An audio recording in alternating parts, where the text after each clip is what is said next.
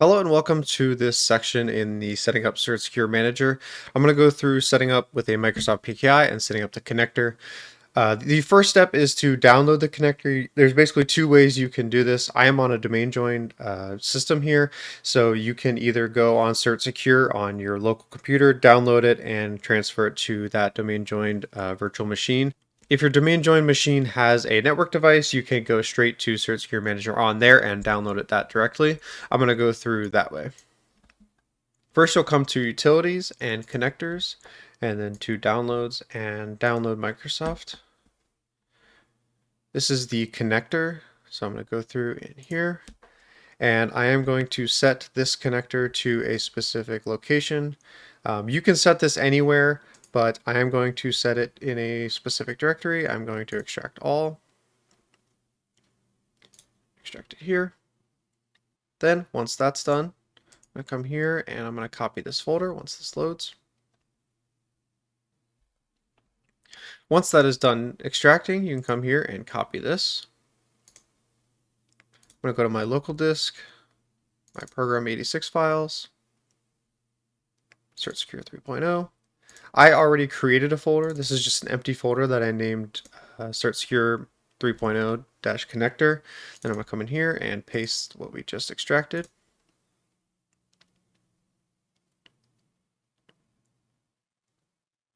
Next, we'll come in here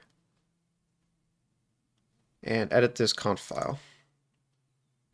So to get this information, we'll pull up our command prompt, pull them up side by side so we can compare.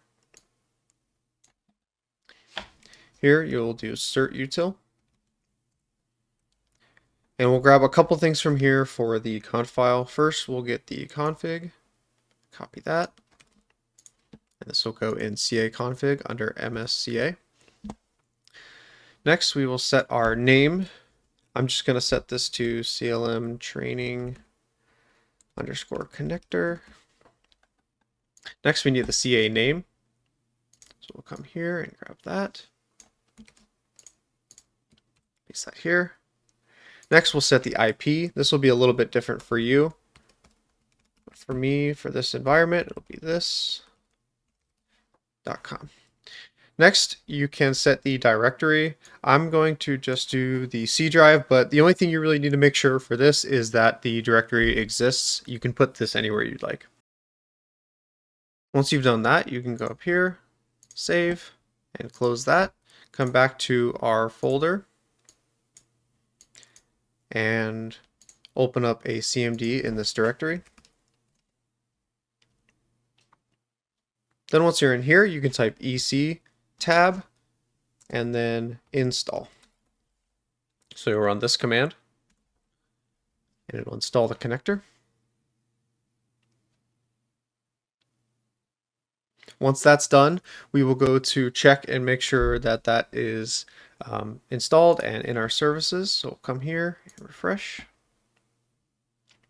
You'll see it pop up here. We need to change a few properties first before we actually go and debug it. Go to here, we'll go to the properties. Do not start it yet. We'll go to startup type and set automatic. And then log on, we'll go to this account. And this is where we will set our service account. So we'll come here and browse. We'll select the entire directory if it's not already selected. And then we'll do service account. Yours might have a different name. And check names. And then OK. Then a password will be set here. You're going to delete that and set your own password. And confirm password. And click apply. And you'll get this pop up. Okay. Now we'll come back to our CMD and run one more command. We'll do EC, tab, and debug.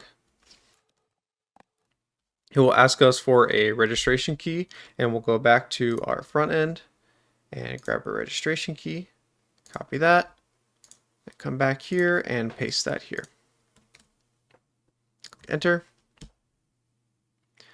Once the service has successfully stopped, we'll go back to our services, click on our connector, and start service.